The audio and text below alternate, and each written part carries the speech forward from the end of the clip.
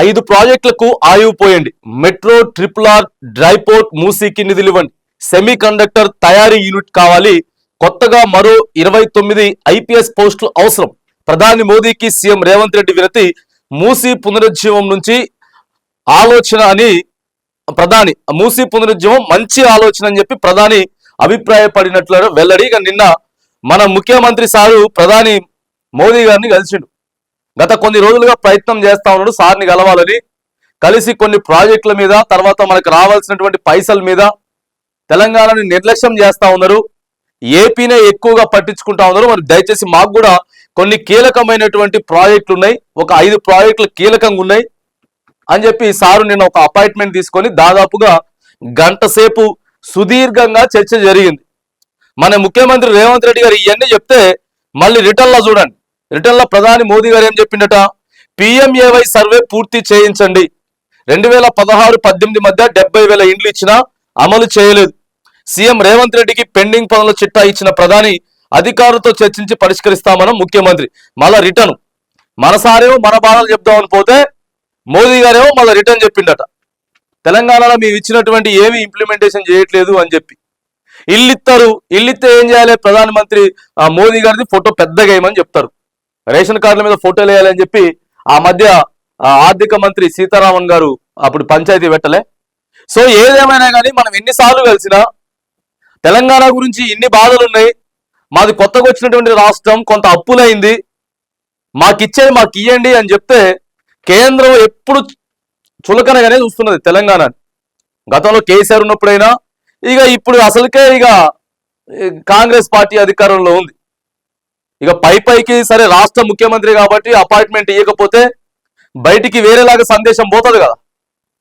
కేవలం ఏదో కూర్చొని మాట్లాడుతున్నట్లే ఉంటది కానీ ఏమిస్తలేరు, తెలంగాణకి ఏమిస్తలేరు. మరి ఎందుకో అర్థం కాదు. ఏపీకి మాత్రానికి పోలవరానికి పైసలు, వాళ్ళు రాజధాని బాగు చేసుకోవడానికి పైసలు, ఏది అడిగితే అది. ఎందుకనంటే ఆయన కీలకంగా ఉన్నాడు కాబట్టి. చంద్రబాబు నాయుడు ఇప్పుడు కీలకంగా ప్రభుత్వంలో కేంద్ర ప్రభుత్వానికి ఉన్నాడు కాబట్టి ఆడికి పోయే పైసలు పోతున్నాయి. మరి రైట్, ఇప్పుడు సర్వే చేసేటటువంటి ప్రయత్నం చేస్తాడు రేవంత్ రెడ్డి. ఎందుకంటే ఇప్పుడు కేంద్రం గురించి అవసరం కాబట్టి పైసలు ప్రధానంగా మూసి పునరుజ్జీవం చేసుకోవాలంటే మామూలుగా కాదు, దానికి 1,00,000 కోట్లు కావాలి. దానికి ఇప్పుడు విడతల వారీగా అయినా సరే మొత్తం ప్రభుత్వం అయిపోయే టైంకైనా 1,00,000 కోట్లు విడతల వారీగానే కావాలి. కేంద్రం నుంచి సహాయం కంపల్సరీ కావాలి.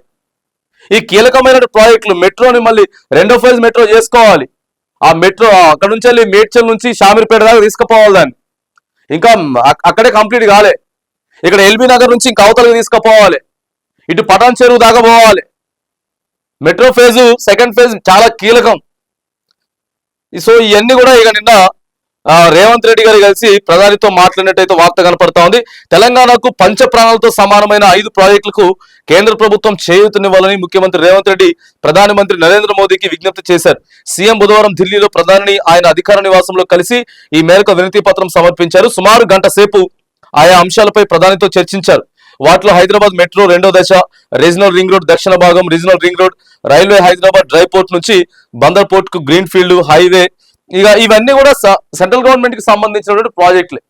ఒక రాష్ట్ర ప్రభుత్వానికి చేయడానికి స్తోమత సరిపోదు. ట్రిపుల్ ఆర్ రింగ్ రోడ్ అంటే మొత్తం హైవేస్ అన్ని కూడా కేంద్ర ప్రభుత్వ దృష్టిలో ఉంటాయి. సో ఇప్పుడు మనం ట్రిపుల్ ఆర్ ని చేసుకోవాలని చెప్పి అనుకుంటుంది ప్రభుత్వం, కేంద్రం నుంచి సహాయం ఇవ్వాలి. మరి పోయిండు సారో గంట సేపు మరి సుదీర్ఘంగా చర్చించింది కాబట్టి మరి ఏమన్నా జరుగుతుందా మార్పు, లేకపోతే ఇది ఇట్లనే పోతుందా? మళ్ళీ కలవాలంటే 1 సంవత్సరం పడుతుంది. ప్రధాని మోదీని మళ్ళీ మన ముఖ్యమంత్రి కలవాలంటే సంవత్సరం దాకా మళ్ళీ అపాయింట్మెంట్ దొరికింది. మరి ఉన్నటువంటి ప్రతిపాదనలు అన్ని కూడా మోదీ గారి దగ్గర పెట్టిండ్రు. ప్రధానంగా ఇక్కడ కేంద్ర మంత్రులు ఉన్నారు కదా, బీజేపీకి సంబంధించిన కేంద్ర మంత్రులు ఉన్నారు. 8 మంది ఎంపీలు గెలిచిరు. కేంద్ర మంత్రులు క్లియర్ గా మోదీ గారితో చెప్తే పని అయిపోద్ది. అంతేగాని ఇక్కడ ఒకటి చెప్పి అక్కడ ఒకటి చెప్పి ఇట్లా కాదు కదా. బండి సంజయ్ గారు ఉన్నారు, బండి సంజయ్, కిషన్ రెడ్డి, వీళ్ళిద్దరు కేంద్ర మంత్రులు ఉన్నారు తెలంగాణ నుంచి. సార్ నిజంగా ఇగో ఇది అక్కడికున్నది తెలంగాణకి, మనం ఇవ్వాలి, కొద్దిగా అప్పులు ఎక్కువైపోయినాయి తెలంగాణకి అని వాళ్ళు చెప్తే పనులు అవుతాయి. ముఖ్యమంత్రి గారు ఒక్కసారి కలిసిన ఒకటే, వీళ్ళు చెప్పిన మాటకే వాల్యూ ఉంటుంది ఆడ. ఎందుకంటే బీజేపీ పార్టీలో ఉన్న సీనియర్ నాయకులు తెలంగాణ నుంచి నాయకత్వం వహిస్తా ఉన్నారు. ఆ తర్వాత బీజేపీని అధికారంలోకి తెచ్చుకునేదానికి వీళ్ళంతా కూడా ప్రయత్నాలు చేస్తా ఉన్నారు. మన 8 స్థానాలు ఇచ్చారు తెలంగాణ ప్రజలు.